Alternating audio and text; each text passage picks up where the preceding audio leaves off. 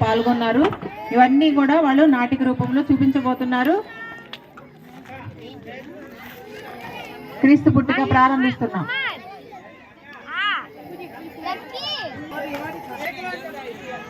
Stage ముందు అందరూ కూర్చోవాలి.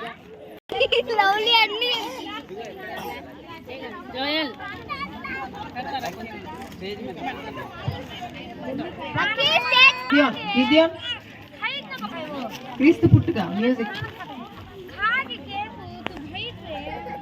ఒక నిమిషం అమ్మా.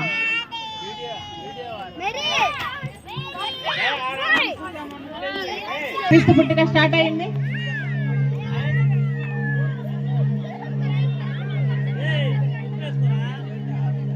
కన్య మరియా మీ ముందుకు వచ్చింది.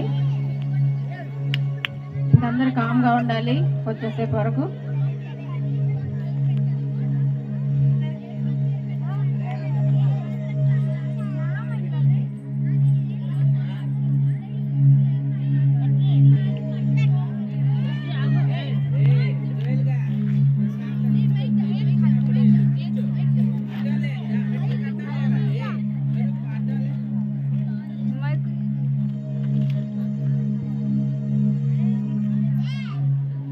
దయాప్రాప్తురాలా నీకు శుభము.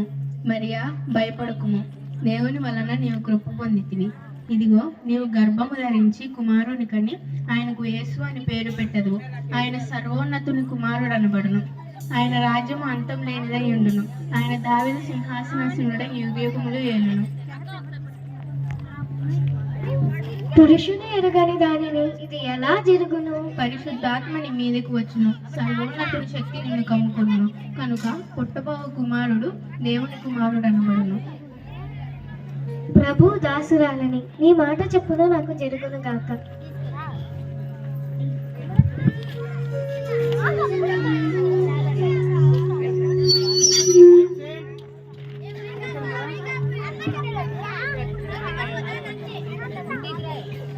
కూర్చో, జరగమాకు నాన్న. కూర్చో అన్నతో పాపండు.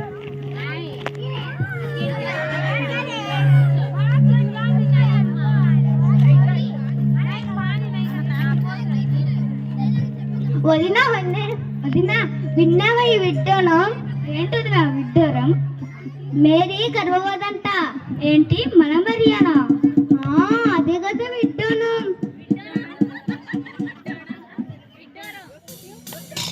యోసేపు వస్తున్నారు.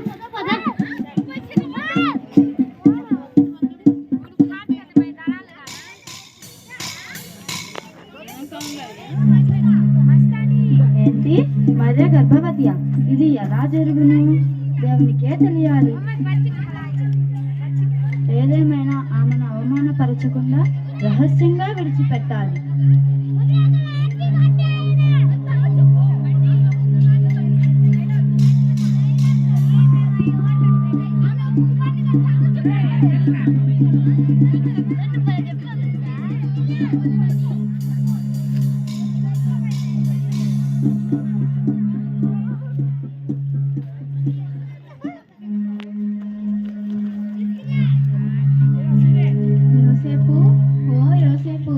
దావీదు కుమారుడైన యోసేపు, నీ భార్య అయిన మరియను చేర్చుకున్నటకు నీవు భయపడకుము. ఆమె గర్భము ధరించినది పరిశుద్ధాత్మ వలన కలిగినది. ఆమె ఒక కుమారుని కనును. తన ప్రజల పాపముల నుండి ఆయనే వారిని రక్షించును. కనుక పుట్టబోవు కుమారుడు దేవుని కుమారుడు అనబడు. ఆయనకు యేసు అని పేరు పెట్టదు.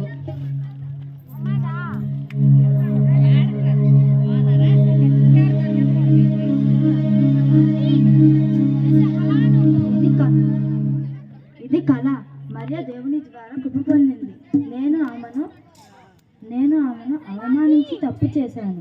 నీ దూత ద్వారా నా అనుమానాన్ని తీర్చిన తండ్రి నీకు వందనాలు.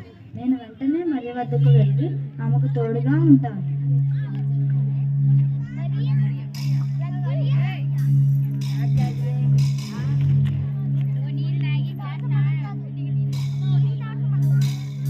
మరియా, మనమెంత ధన్యులం.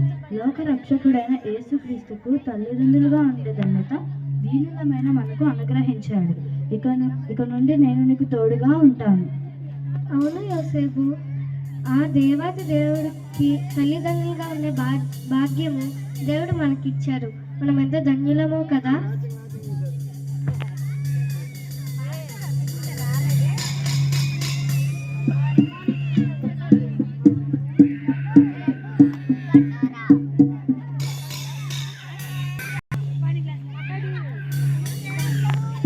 వినండహో వినండి, వినండహో వినండి. సర్వలోకము నాకు ప్రజల సంఖ్య రాయించుకున్నట్లుగా కైసరు ఔగుస్తు వలనని ఆజ్ఞ అయిను. కనుక మీ పట్టణాలకు వెళ్ళి ప్రజల సంఖ్య రాయించుకున్నట్లుగా కోరుచున్నాను. వినండహో వినండి.